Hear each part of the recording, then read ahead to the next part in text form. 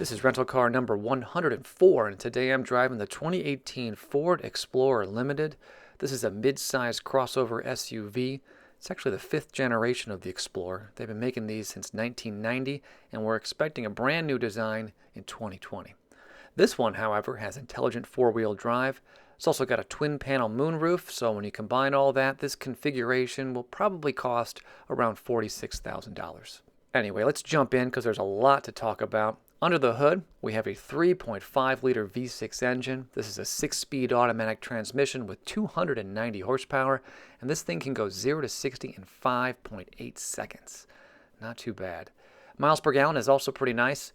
16 miles per gallon in the city, 22 on the highway with a 18.6-gallon fuel tank. Gas right now around me is about $3 a gallon. That means you can fill this thing up for about $55.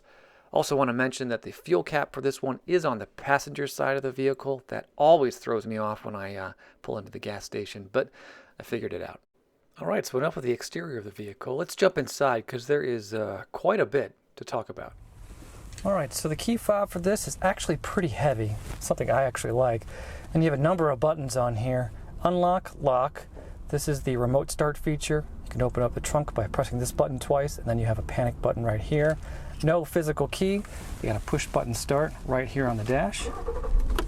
Start the car right up. It's pretty hot, so you're going to hear that air conditioning kick on in a second because I can't handle 90-degree heat in a car without AC. Taking a look at the steering wheel setup, I've driven a number of Fords this year, but never one with so many buttons. So you have controls up here.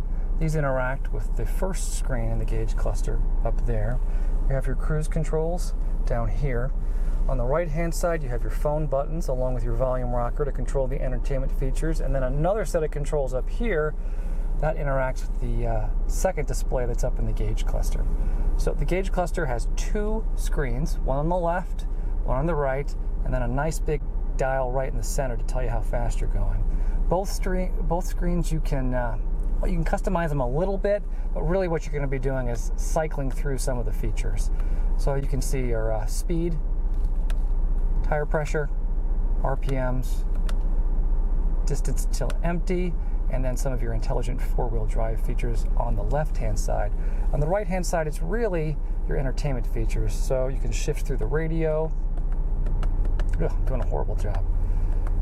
You can see your navigation, which is just a compass at this point, and then see what's on your phone. Pretty basic stuff, but it is nice to have two screens.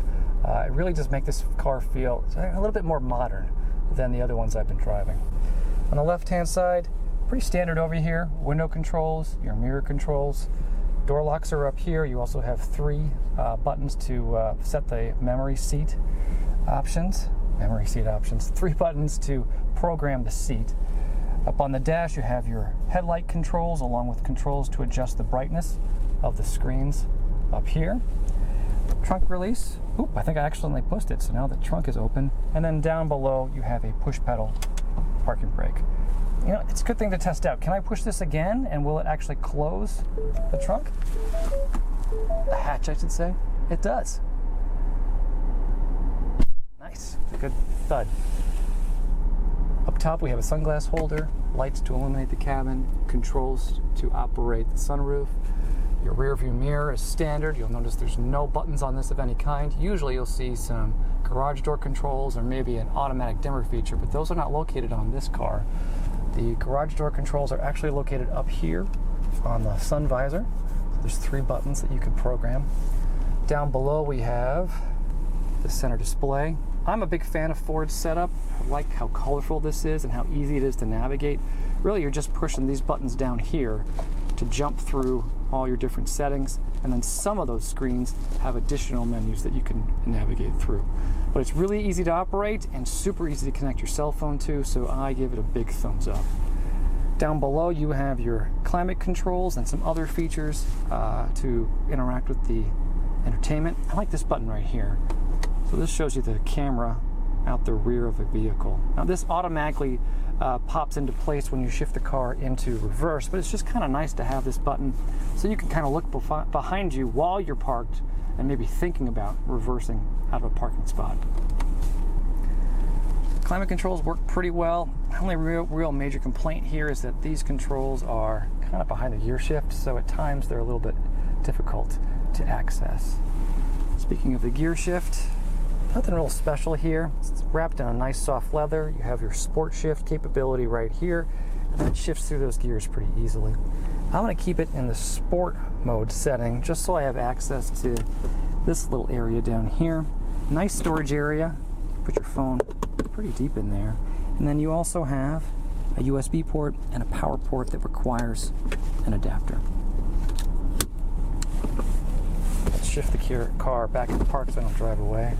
You also have two cup holders right here, controls to operate the four-wheel drive settings, and then your center armrest opens up and you have a change, what do we want to call this?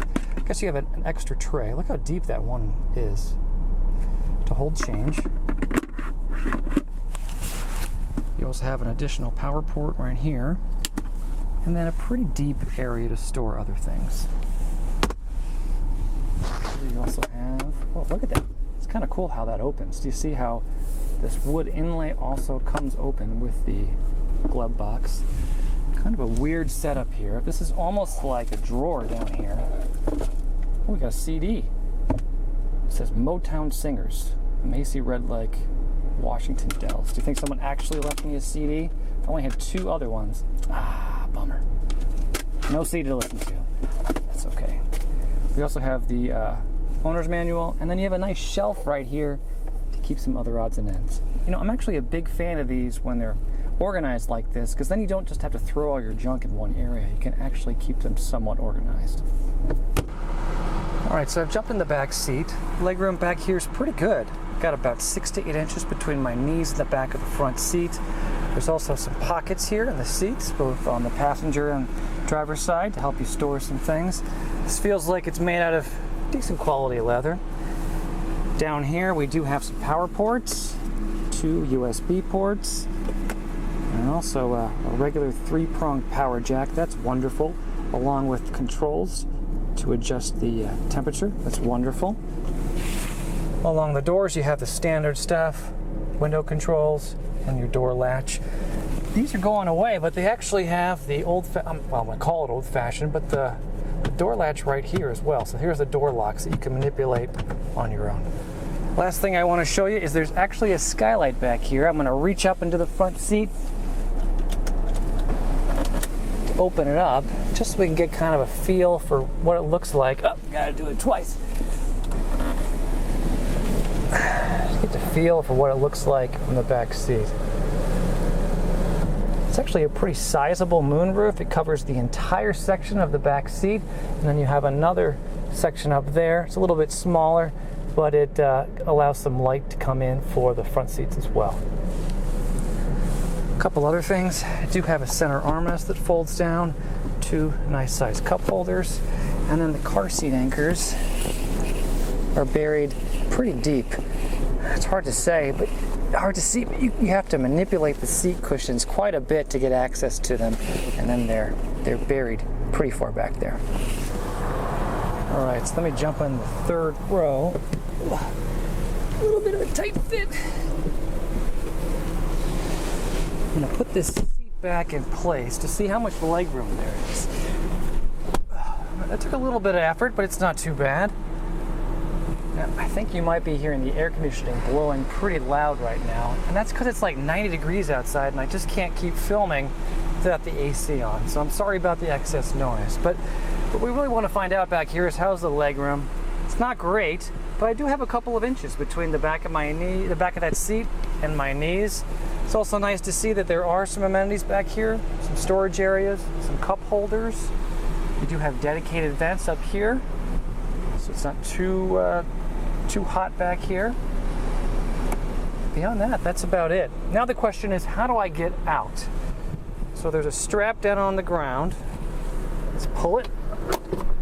All right, pull it again. I kind of have to kick the seat with my foot, but then it reveals the way out. Let's see how bad this is. Oh, yeah, that is not easy. You know, getting in those third row seats makes me feel kind of old. Anyway, last thing I want to talk about is the hatch. You can open it up automatically using the key fob. With that third row seat folded up, you still have plenty of room to do what I would consider normal daily activities. So grocery shopping, maybe taking a friend to the airport that has 1 or 2 normal-sized suitcases, and you could probably get a set of golf clubs back here fairly easily. But if you need more room, that third row seat folds down automatically just by hitting this little button right here. I gotta say, this is probably one of my favorite features on the Explorer. Not only is it kind of fun to watch, but super easy to use and quick. Normally third row seats don't fold down this quickly. Anyway, once you have that third row seat folded down, you have a ton of space back here, but if you need even more room, the second row seats fold down as well, and then that leaves you with just an enormous amount of space to haul things using the Explorer. All right, so that's pretty much everything I want to talk about in the hatch area and pretty much everything end-to-end on the 2018 Ford Explorer Limited. I had this car for about 2 days. I put almost 240 miles on it. I spent a ton of time on the highway. And after all that time, I think I'm going to give this one 5 stars. Look, you might think that the Ford Explorer could be styled differently, or you might want to change 1 or 2 small things, but overall, this is a fantastic SUV. It's just a joy to drive, and it's chock full of bells and whistles, especially considering it's only about $45,000. Anyway, that's what I think. If you think differently, please leave me a comment below. I would love to hear from you. Otherwise, thank you so much for watching, and I hope you join me next time when I review my 105th rental car. I'll see you then.